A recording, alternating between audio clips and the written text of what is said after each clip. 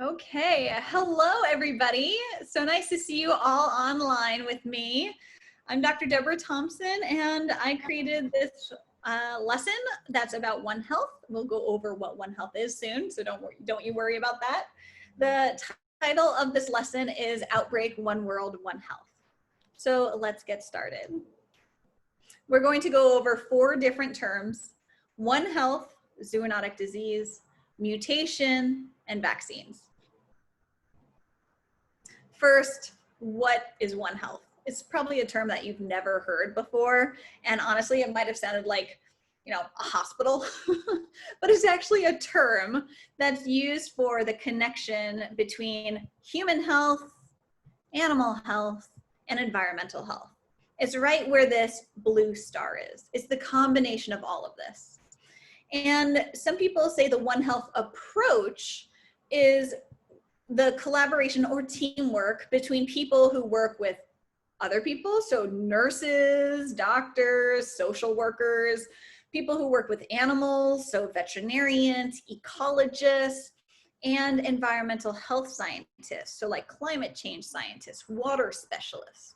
So the One Health approach is teamwork between people who care about each sector of this.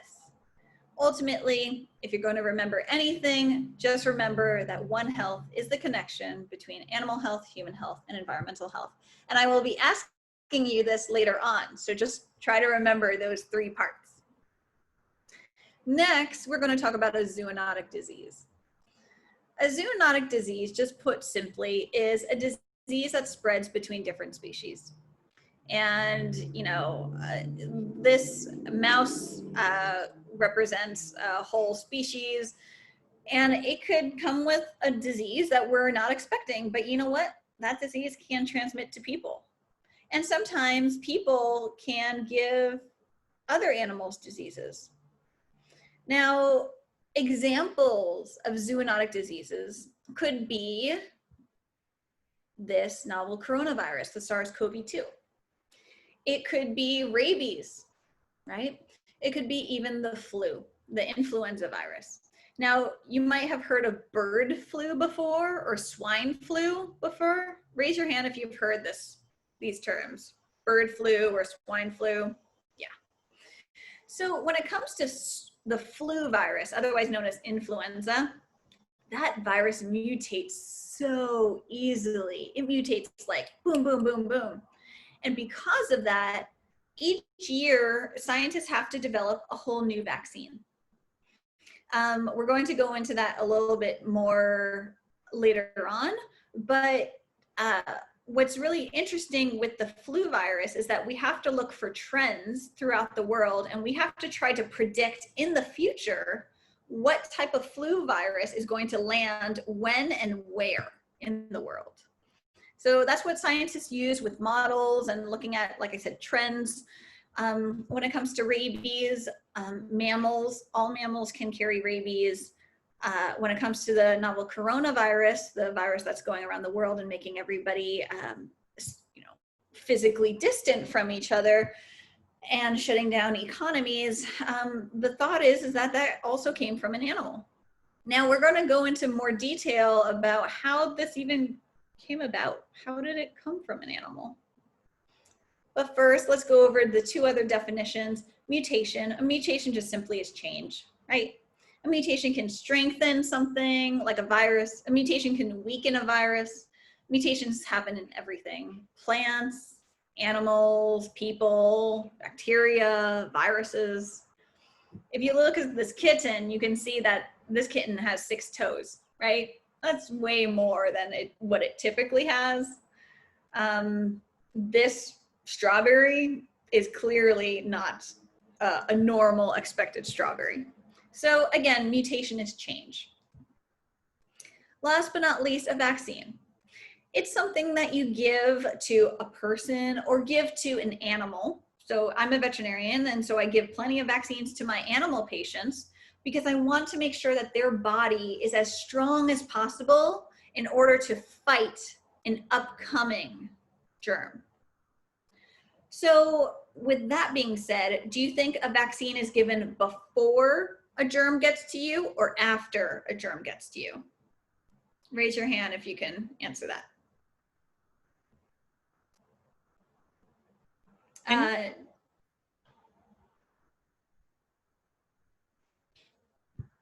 Daniel? I think we get a vaccine, so we get the disease. No, before we get it, so we can get the immunity. It needs. That's exactly. So the reason why the flu shot or the flu vaccine is often given at the start of the flu season is because it's just meant to rev up the body to make it as strong as possible to fight that germ, right? To fight that virus. And so now people are working around the world to try to create a vaccine for this SARS-CoV-2, you know, this novel coronavirus that's just wreaking havoc around the world. We're going to get into that a little bit more later on. But first, remember how I said earlier that I will be asking you about the 3 parts of One Health? Who can raise their hand and tell me again the 3 parts of One Health? Remember that diagram I drew out before?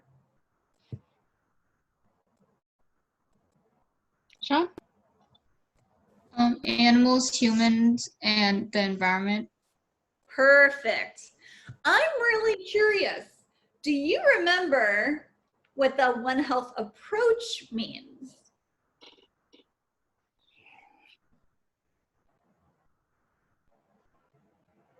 The One Health approach is teamwork between people who have backgrounds in either environmental health, human health, or animal health. I know that was a hard question, but you're totally right. One Health, the concept involves animal health, environmental health, human health, right? And when we say environmental health in this particular lesson, we're including plant health in that, as well as water quality and, you know, things like that. So let's look at environmental health, for instance. One Health, this is a beautiful forest. All the trees are spaced out. The sunlight can be shining in through here and getting to even the little mice. The foxes are happy. They have enough mice to eat, but not too much, not too little. The birds have enough shelter in the trees. Everybody seems happy and content, but something changes. What changes? Who can raise their hand and tell me, what do you see that changed?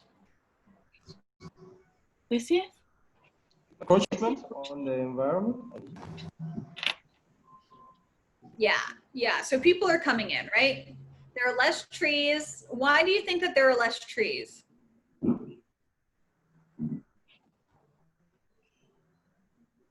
Feel free to raise your hand if you want.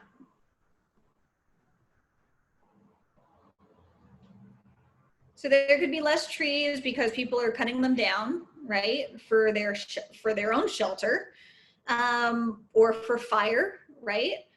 Or they are cutting down the trees for agriculture, right? They need to get rid of the trees so that they can build farms and grow vegetables, fruit, crops.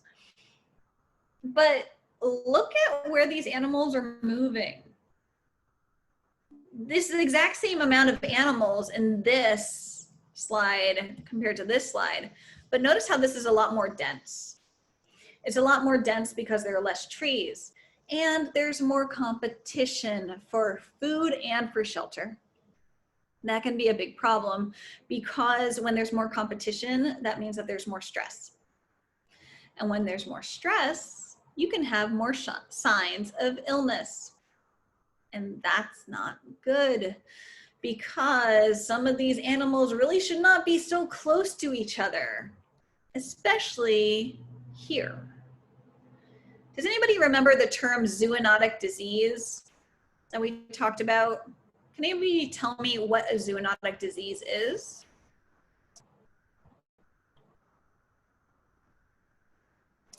Ian? Or Daniel, sorry. Yes, Daniel. It's a disease that can affect different species. Exactly. It spreads from one species. Yeah. That's exactly it. Yeah, thank you so much.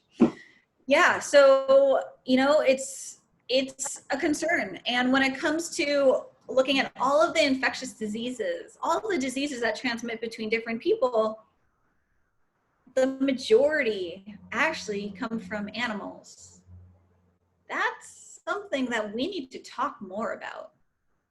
It's not just to talk more about in the medical sense. I'm talking about talking to the general public. This is really important for everybody to understand because our actions on the environment play a role ultimately back on our own health. And look at this next slide. With even more people, you can just imagine how those problems that we just discussed are exacerbated. Look how many animals are now near people. And they're really trying to stay in the forest. So that's one health, right? Environmental health, animal health, and human health.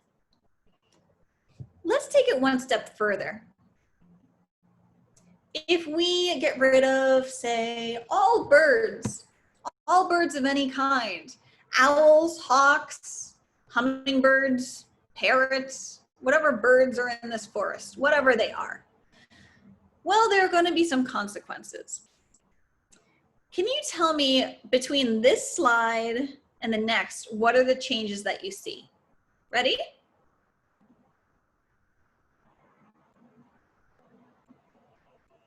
Sean, can you say one thing that you see that has changed?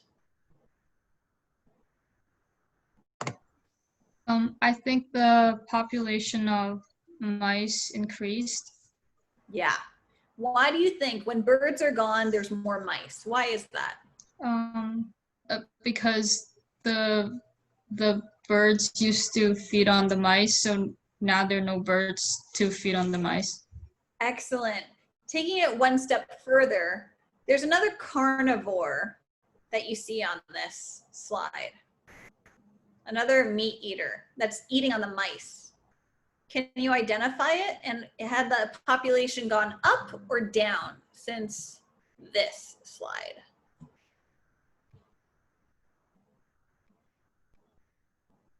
I think the number of foxes increased as well.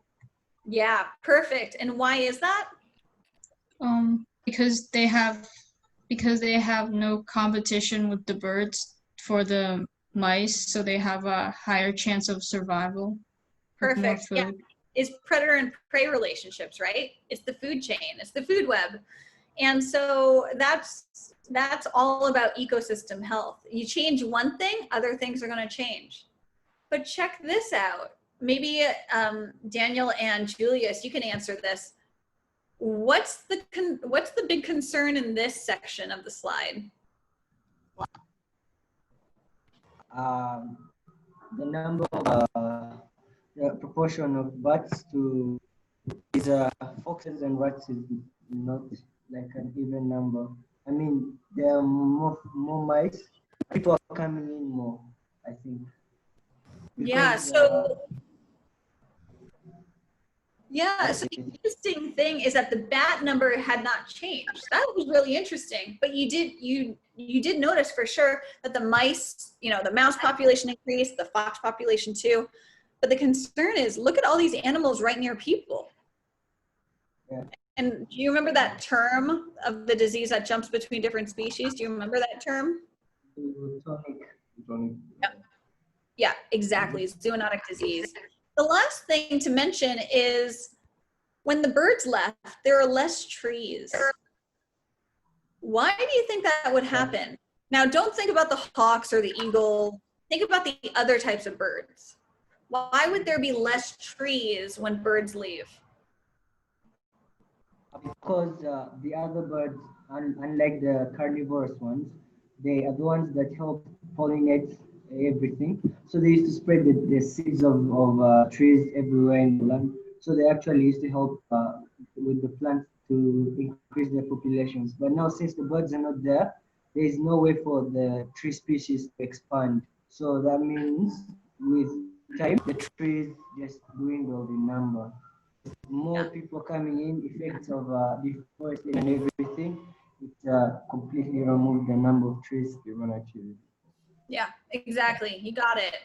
And you know, the bats can only do so much as pollinators. Sometimes there needs to be multiple, like there needs to be what we call biodiversity. There needs to be diversity in the different species in an ecosystem, like in an area. There's I think synergy. the number of trees remaining represent the bats, right? By the bats. That number was the same. Let's see. Oh, there were more trees right when the birds left. And then when the birds left, there were less trees. But exactly because of what you said. So thank you for that. So we got all the 5 changes. Excellent. And this takes us to the novel coronavirus, right? SARS-CoV-2 and what One Health plays into this. So as you can see from that last example, how we treat the environment has more consequences than just like chopping down one tree. No, there are consequences to our actions.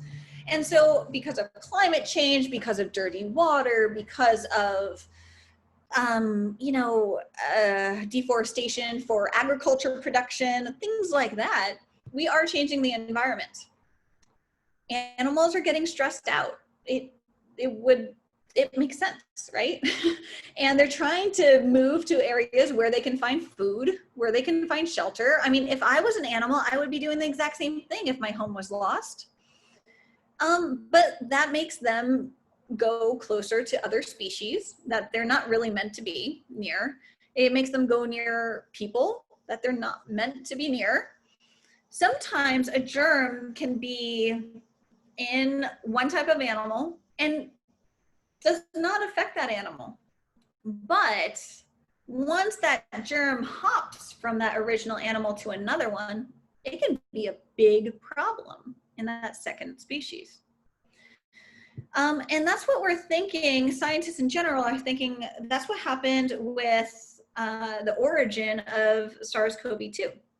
So we think that there was an animal source. It probably was in the works for quite some time with various mutations over many, many years. And then the virus just found the best opportunity to hop into a person, and then that person, there was a part of that virus that makes it even more able to transmit between people. And so the pandemic itself, the reason why it's pandemic is because it can transmit between people. If, say, the virus hopped from one animal into a person and stopped there, that would not have been, I mean, it would have been terrible for that one person, but that would not have caused a pandemic. It's the trait of that virus where it can not only infect, but it can replicate, it can multiply quite a bit and then be transmitted between people that makes this into a pandemic. We're going to go into that a little bit more. Now, people are taking up the space where the animals were once living, right? Of course, it brings animals closer. People eat wild animals, and they do this for a number of reasons. They could be doing this because it's a delicacy and they want to be fancy. Or other people are doing it because they simply have no other choice, right? They need their protein to survive. And what needs to happen in the world is we need to find how there could be alternatives, sustainable alternatives, so that way we decrease the risk of disease transmission between animals and hunters, or animals in these big markets where a lot of people are going, like what's called live animal markets, where a lot of food animals go to be bought for food. The thing that's important to know about that particular situation, talk about animals that really don't belong near each other. They're found in these cages. That's stressful, of course, but they're caged on top of different species. So when one animal, say, pees or poops, or coughs or sneezes, or any type of discharge, any type of what we call excrement, coming from that top animal, well, then it'll spill into the bottom animal, in the lower cage. And then that could spill over into another cage underneath that lower cage. And then that increases the risk of transmission of germs. Keep in mind, there are people who are walking around all of these animals, and people are animals too. A lot of people forget that. So with the majority of infectious diseases coming from animals, it's something that's super important to educate the general public about, because we want people to be as safe as possible and to prevent these types of pandemics to happen in the future, right? I don't think people would be acting the way they would necessarily, unless they were desperate, of course, if they understood a little bit more of the reason behind these safety precautions of trying to, you know, close markets or whatnot. Because ultimately, some germs are zoonotic. They can hop between different species, and some of these viruses and bacteria and a lot of other things can mutate. So mutations, again, they happen in a lot of things: people, animals, plants, viruses, bacteria, and more. The novel coronavirus is zoonotic and it mutates. Now, scientists work with models, right? It's a way that we can try to pretend something will happen in the future, and then we make changes and see how it affects those changes. Or we build models because we want to demonstrate something that we simply cannot see with our naked eye. But we're going to work with a model right now in a sentence form to demonstrate a mutation. And remember what I said earlier, mutation is change. So I need a volunteer who will demonstrate what we call a point mutation. A point mutation is a mutation that happens in a strand of DNA or RNA, so within the cell, right? And this sentence, as you can see, is a tongue twister. So who wants to try to do this tongue twister 5 times fast? Okay, Daniel, I'm ready for you. I think it's Julius. I'm gonna try. Julius, let's do this. 5 times. 5 times. Okay. Black bag beat a big black bear. A black bag beat a big black bear. A black bag beat a big black bear. A black bag beat a big black bear. A black bag beat a... Good job. I'm very impressed. I think maybe I counted 2 mutations. So great job. Daniel, do you want to try? Hey, go for it. Yeah, I'm all in for you. Black bit of black. Black bag beat big black bear. Black bag beat black bear. Black bag beat black bear. Black bear. Try. Black bag? Honestly, it's faster. much better than what I could have done. I got about 6 different mutations. Sean, do you want to try? Okay. A black bug bit a big black bear. A black bug bit a big black bear. A black bug bit a a big black bear. A black bug bit a big black bear. A black bug bit a big black bear.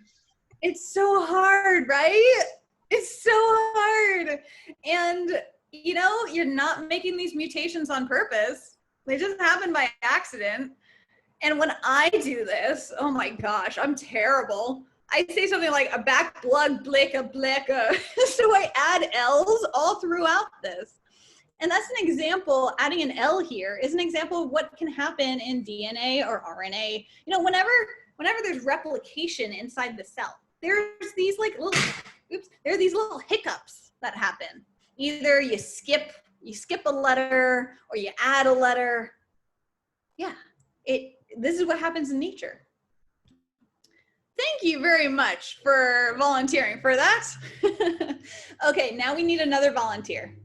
So when it comes to reading messenger RNA and translating that to a protein, sometimes the machinery that's inside the cell is trying its best to read a message, read a sentence, but it's producing a protein that is totally wrong.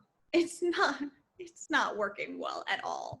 And so that process, making a protein, is called translation. I need 2 volunteers. And what this activity is we're going to have one person stay muted and say either hi or I. And that person's going to say it 3 times on mute, and everybody else is going to guess it. And the 4th time they say it, they're going to unmute. So Corriday, do you want to be the person who says hi or I? Okay. Okay, great.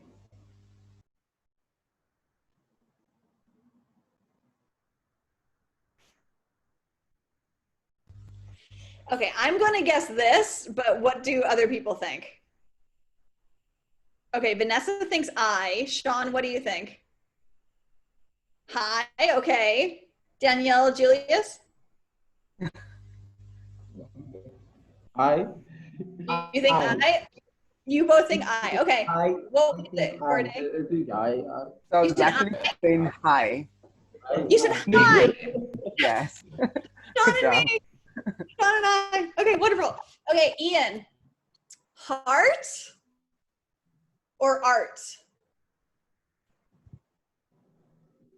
I can't see Ian.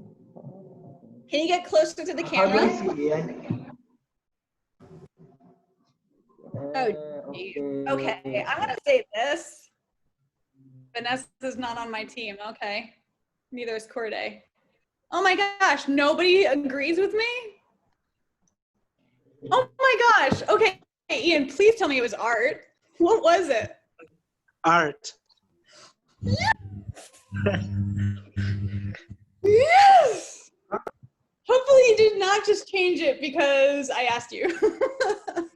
Okay, so you can see it's really hard, right? And the same thing goes inside of the cell. Like machinery is trying its best to read a message, and it just conveys a different message. And it makes a different protein. So honestly, mutations are really hard to predict. Okay, so here I invite everybody to unmute themselves, and we're going to try to predict when this mutation actually will happen. Okay, so this virus will multiply into 2 different viruses, okay? The second virus, so the first virus is red, the second virus will be either red, blue, or purple. On the count of 3, we're going to guess what color it will show up as, okay? And it's going to show up right here. 1, 2, 3. Blue. Did anybody guess red? No. Yes, Nobody got me. it. Okay. You did? Okay, good job, Daniel. Okay, now next time, red, blue, or purple. 1, 2, 3. Purple. Red. Purple. Blue. Purple. Nice job. And then last one. Red, blue, or purple. Okay, 1, 2, 3. Red. Blue. Okay. Wop, wop. So yeah, I did not do well. I don't know how everybody else did, but you know, it's really hard to predict sometimes.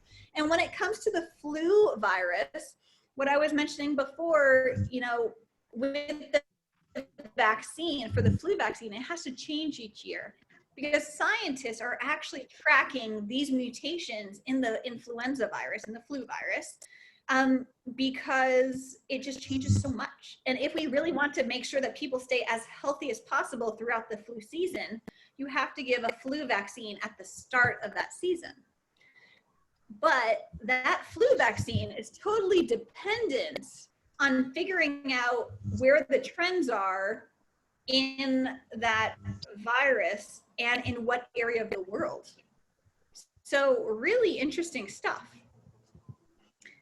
But you can see, just by guessing mutations, it's really difficult, but you need to try to track it over time and see if that makes a difference. Okay, now personally, I feel like this is honestly the coolest type of mutation. This happens in swine flu, bird flu. It's called genetic reassortment. Okay, or antigenic shift, if you've heard of that term before. So what happens is that one virus, a red virus, combines with a blue virus inside of something, and it comes out as a purple virus. What could be inside this black mystery box? It could be a pig, because this virus could be like a bird influenza virus. This could be a human or another pig influenza virus. It comes in and then comes out as something joined. Not wonderful, but super interesting from a scientific perspective. It can happen in pigs. It can happen in other animals.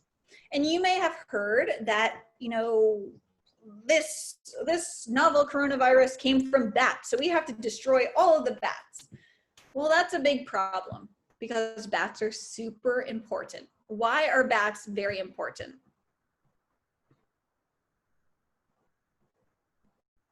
Think about what bats eat.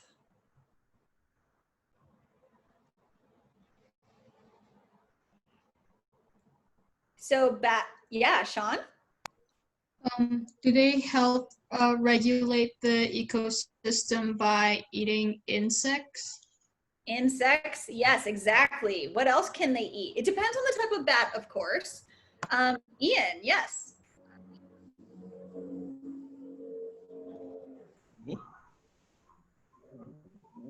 Or Daniel.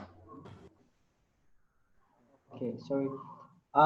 Bats can help us, as we said, pollinate the different flowers, because somebody eats fruit, yeah. Yeah. So yeah, exactly. basically, they spread what? Yep. Tree and other populations from one area to another. So they help them spread their. Sorry. Yeah, exactly. So both of your answers combined is absolutely perfect. You know, they could be pollinators. This really cute bat is eating from a flower, might be eating some sap from that tree. Either way, look at how much pollen is on its face. Then it just goes over to another plant, drops off some of that pollen, and then there's going to be a forest growing, right? And just like what Sean said, these bats can eat insects. And think about mosquitoes. If a bat eats mosquitoes, what are the diseases that can be spread by mosquitoes? Any examples? Yeah, Julius? Malaria. Malaria, absolutely, absolutely. Yeah, Zika is another one. Like I can talk for 10 minutes on the diseases that can be spread by mosquitoes. It's really important to make sure that we keep the predators around that are taking care of the mosquito population. The other thing that's important to recognize is that some of these bats, some of these bats are known as keystone species. And what that means is when a keystone species leaves the environment, leaves the ecosystem, the entire ecosystem collapses. So remember that slide where I had the birds, all the birds disappear, and then there were 5 changes? If you had a keystone species disappear, the slide would go white. Everything would be gone. It's like having a eraser at the chalkboard. Maybe you would have a few people wandering in and out of that slide, but no, keystone species, that's the only thing that's holding everything together. And certainly some bats are keystone species. So bats are incredibly, incredibly important to keep around. But how do you manage if some of these bats are carrying diseases? How do you manage that? Sean, do you have an idea? I guess to make a safe boundary between like different species. Yeah, it's like respecting the distance, right? Respecting their habitat so that they can live their life and we can live our life and just, you know, be in harmony with each other, but we don't have to be necessarily on top of each other, right? So when it comes to going back to the two viruses mutating into one, this type of activity, and this is going to be the last main activity that we have, so hopefully we will all be able to participate. And what it is a demonstration using another model and another word competition. And I have a feeling with this group, it's going to get intense. So let's see how it goes. Here's an example first to demonstrate. It's just a simple sentence. Once upon a time, there is an extremely, and then we finish the sentence. For the red virus and the red sentence, it goes something like this. Once upon a time, there was an extremely happy man who loved to cook pasta. Delicious. Blue sentence. Once upon a time, there was an extremely loud friend who sang to entertain you. Okay, now what happens when we combine the red and the blue sentences together? Well, let's see. And think, does this mutation improve the meaning, decrease the meaning, or just make it weird? Okay, let's see.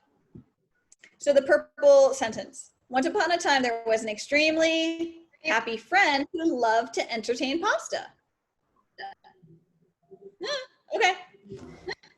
Once upon a time, there was an extremely loud man who sang to cook you.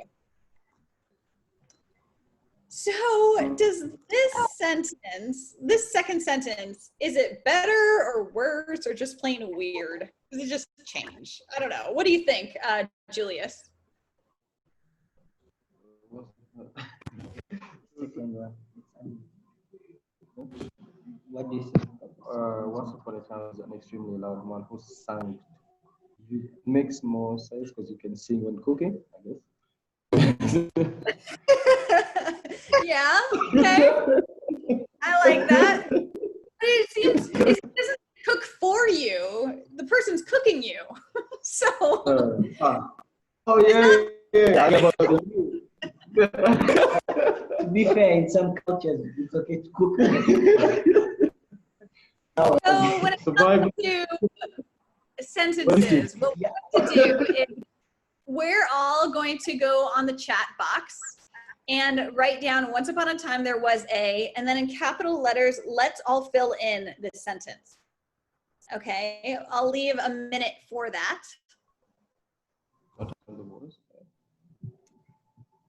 So in the chat box, we're all going to contribute and finish a sentence. Finish this sentence.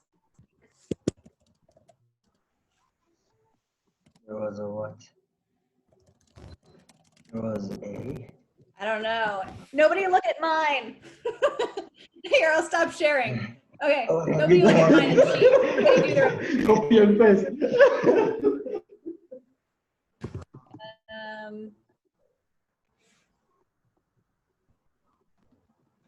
Once upon a time, there was a blank that blank the blank for blank. How do I send?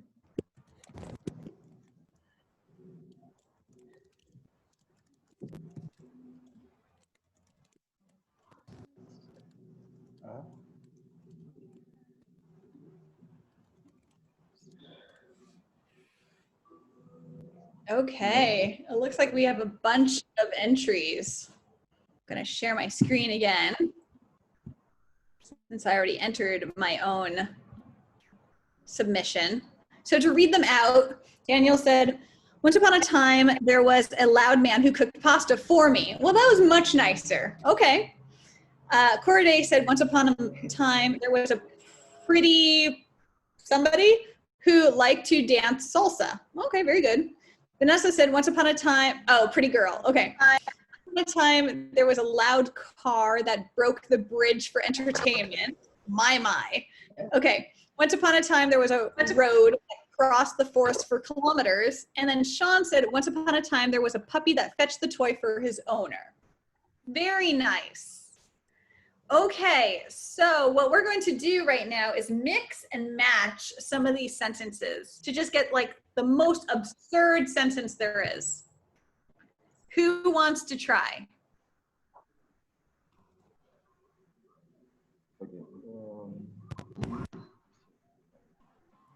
Sean, would you like to try? Okay. Once upon a time, there was a loud car who cooked pasta for his owner. That's pretty good. Yeah, round of applause for that one. Thank you. Who would also be able to join? Let's see. How about Daniel? Once upon a time, there was a loud, pretty girl that crossed the forest for his owner.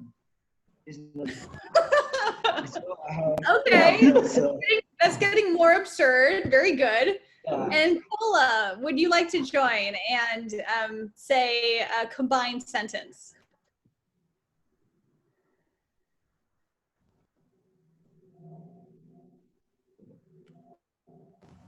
I don't know if you can unmute.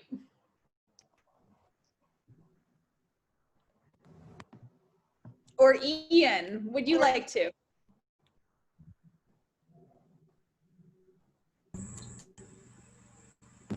Oh, I can hear you now, Kula.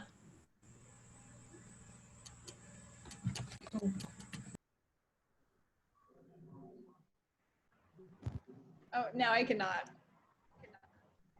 Vanessa, do you want to try the most absurd? Okay. Once upon a time, there was a road that fetched the toy for entertainment. That's pretty good. Well, good job, everybody, on that activity. Excellent. And now we're going to talk about a little bit of the anatomy of this virus. So when it comes to viruses in general, they pretty much comprise of two parts. There's the outer shell, and then there's the inner core. They have different responsibilities that we'll talk about shortly. But in a nutshell, when it comes to a regular normal virus, when it replicates, it can become a normal outer red and then an inner red virus. But look what happens with a mutation. Same thing goes with this blue virus. Blue on blue gets to blue core, blue shell, and then blue shell, blue red core gets you to a mutation. Okay, everybody follow so far? So on this one slide, there are two quote unquote normal viruses, and then there are changes. So two mutated versions. Now, when it comes to an infection, okay, the ability for a virus to invade a cell, okay, that depends on the shell. That depends on the outside. Once a virus enters into a cell and it replicates, okay, and it multiplies and it just hijacks the host cell's machinery to replicate, to multiply, this inner core is what dictates that, okay? So say, for instance, if this particular inner core, the blue, is a stronger, is much better at replicating compared to red, then this virus is going to be able to replicate in a body much better than this one. Now, if we think about when it comes to comparing, say, the blue shell is much better, for instance, at infecting a cell compared to the red, then you know that these two viruses are found more in host cells than this. Because remember, just the shell is like the key. It's the key to open up the door. Once you get into the house, okay, or the cell, see if it's going to be a raging party or if you're just going to be reading a book by yourself. Think of it like that.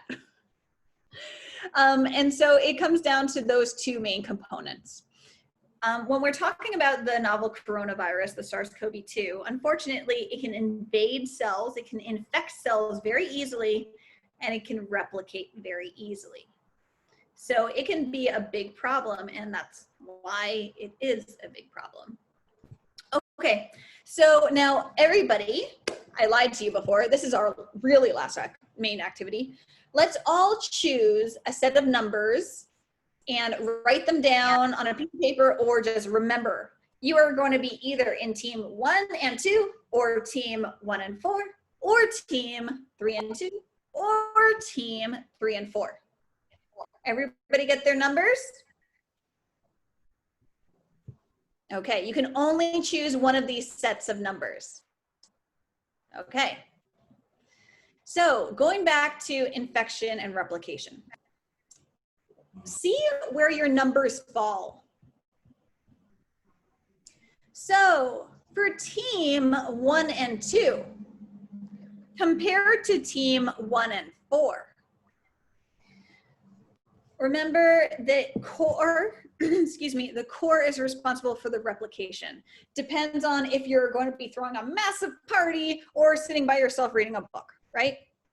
This addition, 1 plus 2 equals 3, compared to 1 plus 4 equals 5, they're both going to be able to invade a cell or infect a cell at the same amount, okay, at the same degree, let's say.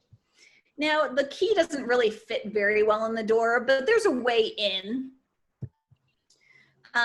into the house. So comparing these two, this is a much stronger virus compared to this. Now, comparing this infectious nature of this virus comparing to this infectious nature of the virus, or this virus, is much stronger, much better at getting into that cell. Like that key fits into that door lock so easily, and you know what? You can just open up the door and have a lot of people coming into the house and have a major party if replication is okay. So you can see the blue core replicates a lot more than the red core. The red on red gets you to number 5, and then just for comparison, this gets you to 7. So to compare, these are the normal viruses, right? Red on red, blue on blue. But look what happens with these mutations. It can either strengthen a virus, and in this case, it makes this virus be able to replicate and multiply in a cell much more easily. So that's a mutation, or it can weaken a virus. So this replication is really not helping this virus replicate. So you see how the red is weaker, is a lower number than the 4. So I'm curious, who here was in the 3 to 4 camp? Anybody on that team? Anybody in the 1 to 2 camp? Anybody choose those numbers?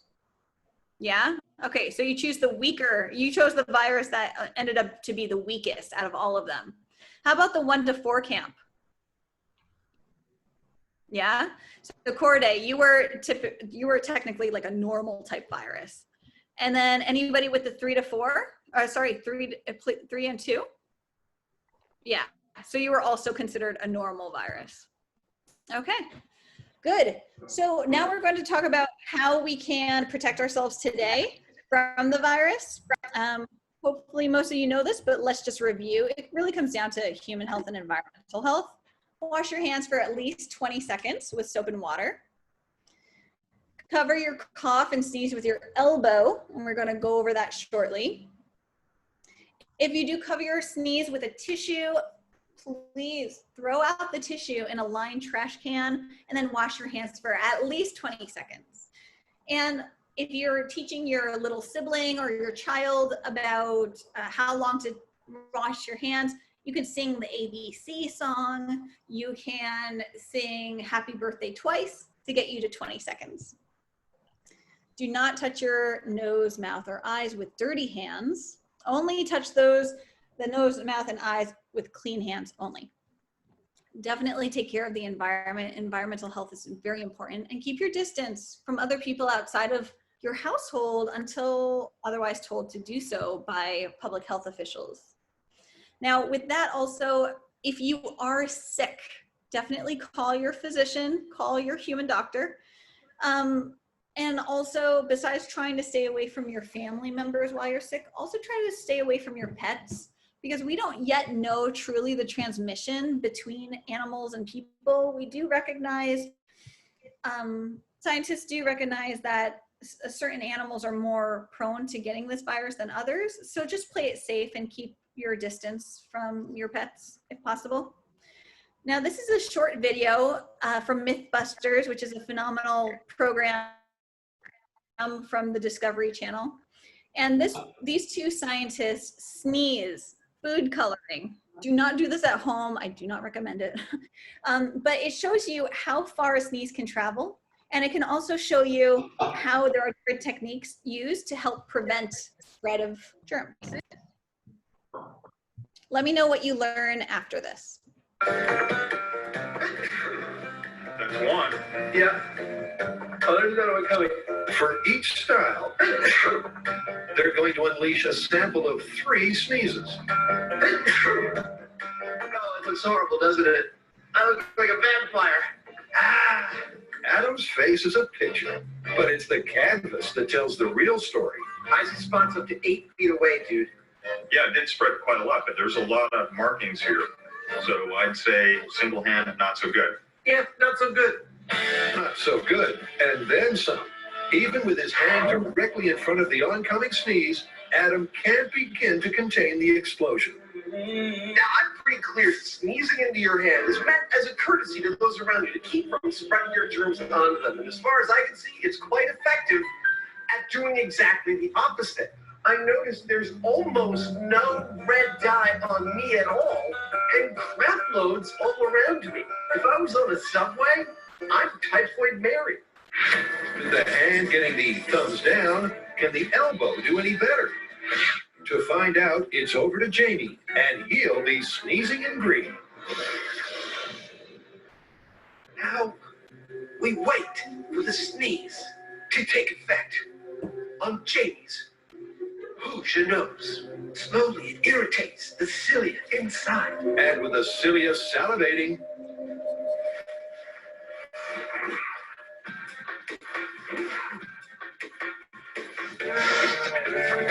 three sneezes later, and the results are very impressive. Yeah, I see only 2 droplets and 1 on your shoe, and let's look at your elbow here. That's totally localized to you, man. And you know what? It's all on my arm and not on my hand, so I'm not as likely to spread it around. Yeah, doubly effective. Hands down, the elbow is a highly effective technique, with virtually the entire sneeze contained on each of Jamie's sneezes. But can the humble hanky do better still? Well, it's back to Adam, and for this final test, he's sneezing in flu.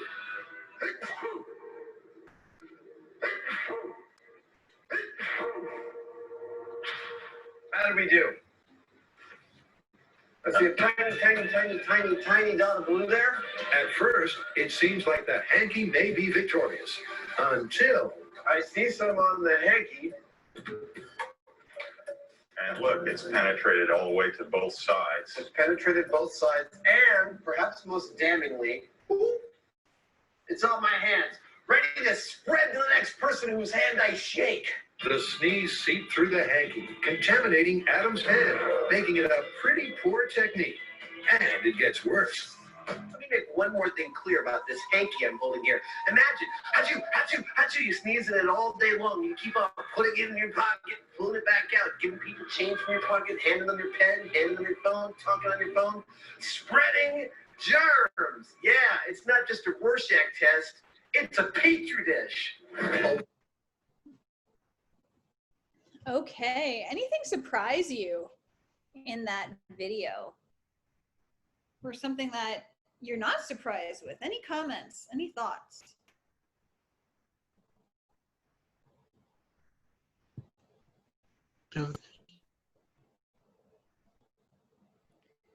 I think they did a good job demonstrating really how far a sneeze can go. When you sneeze into your elbow, though, if you cross your arms like this, what's going to happen to your other hand? Sean, could you answer that? If you sneeze into your elbow and you touch your elbow to your other hand, then your other hand will also have the germs. Yeah. So what are you supposed to do at that point then? Not move. Yeah, but if you have, then you have to wash your hands, right? But for how long? 20 seconds. Yep, at least 20 seconds. Great.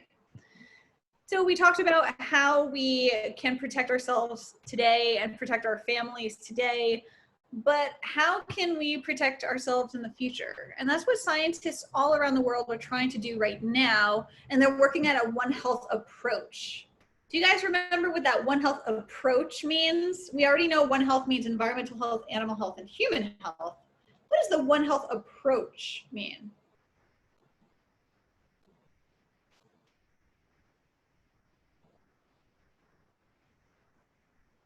It's the teamwork, right? It's the teamwork between people who have, specialties in environmental health and people who have specialties in animal health and people who have specialties in human health. And we all come together at the same quote unquote table, the same metaphorical table. We have discussions, we have conversations with each other, we learn from each other, and we work together to solve this problem that is awfully complicated. Scientists, physicians, so that means human doctors, veterinarians, and other researchers are working now together to try to make a vaccine that works for people around the world. It's best to try to stay away from wild animals. Why is that important, to try to stay away from animals that really don't belong near people? Daniel? Yeah, because we do not know what we can get from them. We might mutate the virus even more and then make it worse for us. And like the vaccine, if there is a vaccine by them, may not work on us. It's a different trend now. It's a different. Yeah. So animals can give us things that we don't want, germs that we don't want. We can also give animals germs that they don't want. So it's best to just respect that distance, right? And the way to do that is really to try to rebuild these forests, improve the health of the environment. Because remember how we went step by step, environmental health, animal health, human health.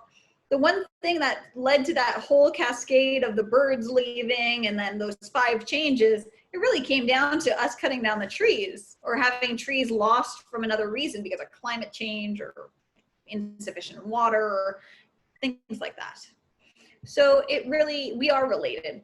Everything is related on this planet. Now, if you wanted to share with your younger siblings some really fun games online, just go to ebug.eu. It's found in a lot of different languages, which is cool. And I just wanted to thank you all for participating and being fantastic students today, and really appreciate your time.